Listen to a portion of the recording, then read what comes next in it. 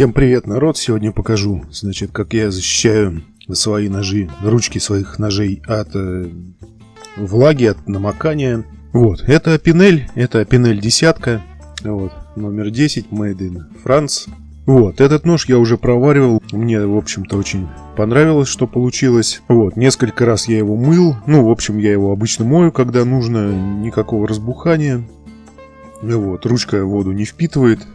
Мне этот способ, в общем, понравился. Я сейчас делаю все свои ручки, будь то ручки кухонных ножей, будь то ручки молотков, топоров. Все, что деревянное, я пропитываю льняным маслом. Но сейчас покажу на примере ножа. Вот. Значит, этой десяткой я пользуюсь. Он у меня уже такой поцарапанный. Я не помню, чем он так зацарапался. Я отмывал от чего-то. Что-то я им порезал, потом это все засохло, я отмывал. Я не помню, то ли металлической губкой, то ли от обычной он так зацарапался. Ну, я не знаю, будет видно, там микроцарапинки такие вдоль идут. Вот. В общем, этим ножом я периодически пользуюсь. Вот, все отлично. Вот, ну, недавно еще, ну, как недавно, уже давно, можно сказать. Он у меня просто вот этот лежит на полочке. Просто его мне особо был не нужен, я его прикупил. Ну, ножи дешевые, ножи одни из самых дешевых фирменных таких хороших ножей. Вот. Очень он мне понравился, как лежит в руке. Он поменьше, он такой приятный. Просто он очень приятный ножичек. Я его взял в руку, прям решил взять. Вот. В общем, сейчас на его примере покажу, как я провариваю. Колечко лучше снять, я его заранее уже снял, потому что, ну, как по мне, так процедура это такая не очень приятная и немного опасная. Сейчас покажу, как это делается. Очень просто. Закрывается замок. Вот. И просто оттягиваете клинок. Ну, то есть открываете нож с закрытым замком. И тем самым клинок его подпирает. И вот этот замок, он слетает просто. Вот. Но процедура такая опасная, потому что когда вы тянете на себя вот этот клинок, он как пружина, замок его как пружину назад толкает, и может получиться так, что вы его оттянете, и какой-нибудь палец немножечко под него попадет, и потом, когда он сорвется нечаянно, по пальцу саданет. Вот, поэтому я делал это в тряпке и вытягивал его пассатижами вот так вот, ну, через прокладочку, чтобы не поцарапать. Вот, поэтому на камеру делать этого не буду, не очень удобно. Вот, дерево это, как я понял, это бук. Вот, сейчас пропитаем, потом он немножечко, ну, денек где-то, сутки постоит, посохнет, поистекает. Ну и после этого можно протереть и все, и пользоваться. Кстати, запах после пропитки, потом он пропадает. Запах после пропитки мне напоминает какой-то запах рыбы, что ли. Какой-то такой интересный. Вот, но сейчас никакого запаха нет, он потом пропадает. Вот, ну ладно, давайте переходим уже на кухню. Далее просто делаем водяную баню. Для этого берем кастрюлю, такую побольше, в которой войдет еще сверху мисочка. Вот, заливаем водой, ставим на плиту, включаем, ждем пока вода нагреется, ну, или закипит. Вот, у меня сейчас уже она достаточно нагрелась, скоро будет кипеть. Сверху ставим миску. Кладем ножик и заливаем все льняным маслом.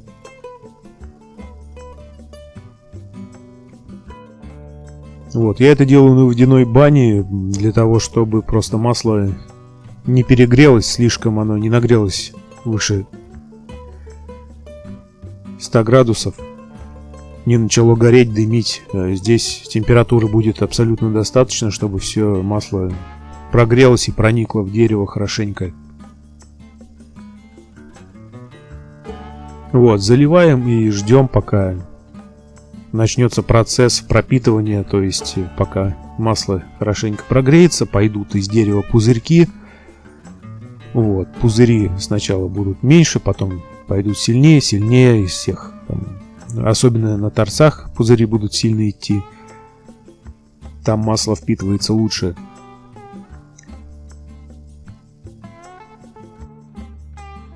Вот, прошлый нож у меня около часа пролежал. до тех пор, пока все пузыри не перестали выходить. Вот. Когда перестанут выходить пузыри, это главный показатель того, что можно уже заканчивать и вытаскивать ножик. То есть все масло впитается, воздух из дерева уже выходить не будет, значит уже впитываться некуда, и сильнее оно уже не пропитается. Так, вот значит у нас процесс уже завершился. Что-то пропустил я тот момент, когда пошли пузыри. Ну, в общем, я его поставил и немножко так позабыл. Отвлекся и около часа он у меня простоял. Вот. Чуть-чуть вон там видно, пузырьки выходят очень маленькие. Здесь уже ничего не выходит. А вот там вот немного так по одному пузырьку малюсеньких таких заметно выходят еще. Вот, но это уже ерунда. Можно сказать, все масло впиталось. Можно сейчас уже снимать. Так, ну вот значит, народ. Только что достал из масла этот ножичек. Он еще тепленький. Ну, в общем, что я делаю дальше? Ну, дальше можно просто протереть вот этот клинок. Но можно этого не делать. Просто я на всякий случай его протру. Дальше просто берем нож, кладем куда-нибудь, вот так вот, например, и оставляем его высыхать. Масло будет стекать, излишки будут стекать вниз. Вот, так он у меня полежит, ну, примерно пусть полежит сутки до завтра. А завтра я его просто, все, что на нем останется, не стечет, просто протру салфеточкой и, собственно, и все, и готово. Вот, можно пользоваться. Запах, кстати...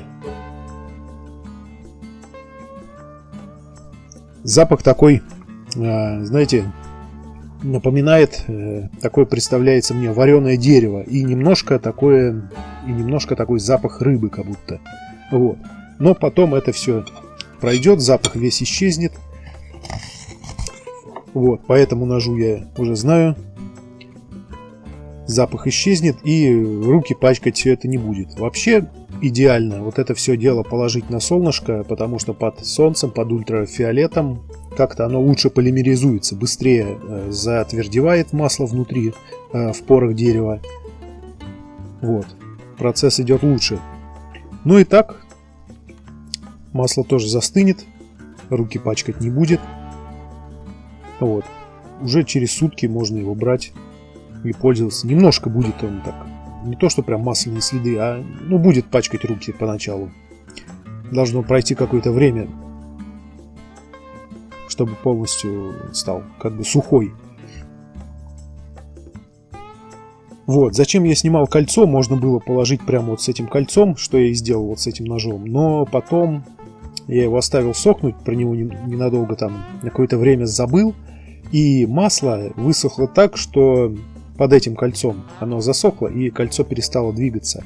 То есть приклеилось кольцо и перестало крутиться. Вот, поэтому кольцо лучше снимать. Из-под него масло потом никак не вытащишь. Так, ну что ж, народ, прошли сутки примерно. Вот, на следующий день вот так вот он выглядит. Конечно, масло на рукоятке осталось, оно не высохло полностью, блестит. Вот, ну и обычно я как делаю? Вытираю все, что осталось. Вот. На торцах, кстати, он так немножко подсушенный, видно, прям как будто высохло масло. Вот. Потому что в торцах масло лучше всего впитывается в дерево, ну, в любое дерево, что здесь, что здесь. Вот. Вытираем все, насколько это возможно, максимально все вытираем.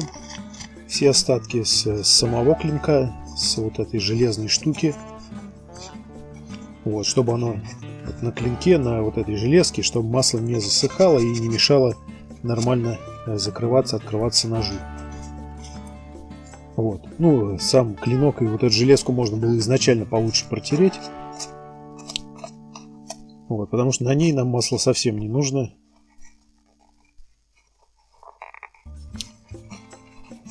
Так, ну и максимально, насколько это возможно, все протираем от излишков масла, от всего, что осталось. сколько надо дерево впитало. Ну, где-то около часа, наверное, у меня это все дело стояло. Вот. Но самый главный показатель, когда можно доставать, это когда перестали идти все пузыри. Ну, там один пузырек, два там где-то всплывет. Это не считается. Когда сильно перестали идти пузыри, значит, уже масло впиталось, воздух выходит из дерева, и вместо воздуха заходит масло. Когда они перестают идти, значит, уже некуда заходить маслу. Все, что могло, уже вошло. И больше оно не впитается. Поэтому больше держать смысла нет.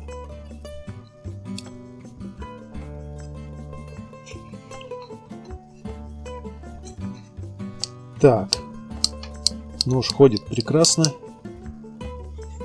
Ну, если посильнее подсохнет, может немножко потуже начать ходить. Вот, но потом разработается. Вот, ну и все вроде бы. Вот так вот выглядит дерево. Пока оно еще на ощупь немножко такое скользкое ощущается. Самого масла не видно на поверхности, но на ощупь такое масляное. Вот скользит, как будто масло немного. Руки особо-то не пачкает, но остается такое скользкое что-то, скользкость. Через несколько дней, там, я даже не помню, как у меня вот с этой ручкой, когда исчезло вот это ощущение маслянистости. Ну, несколько дней, может быть. Вот, в зависимости от, как это все будет полимеризоваться. На солнышке лучше идет процесс.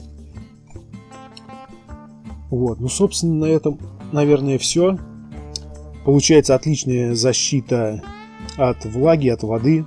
То есть нож периодически, естественно, приходится мыть, если что-то порежешь, там он испачкается, приходится мыть. Рукоятка не будет впитывать влагу, не будет сохнуть, не будет рассыхаться.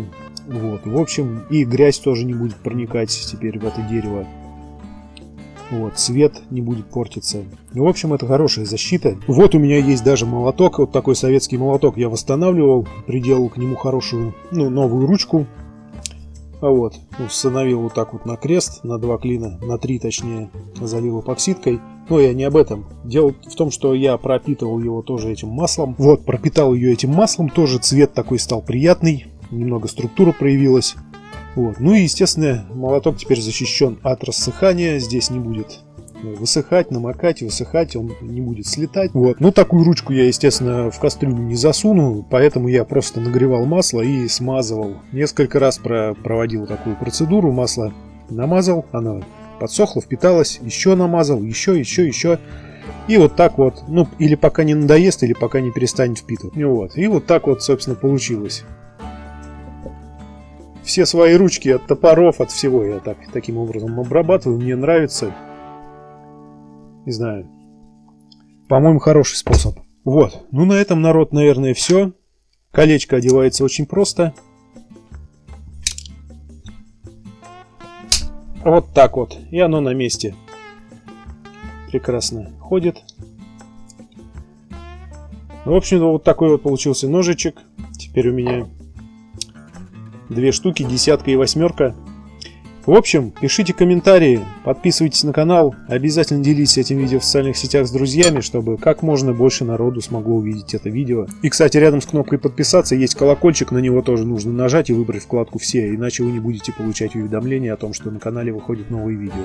Также в описании под видео ссылки на все мои соцсети, где я выкладываю подробные фотографии всего, что покупаю или делаю, где можно что-то увидеть, то, чего на видеозаписи плохо видно. Вот, все ссылки в описании. Вот, для вас это абсолютно несложно, а для меня огромная польза, для развития канала это все очень важно. Вот, ну на этом все. Всем спасибо за просмотр.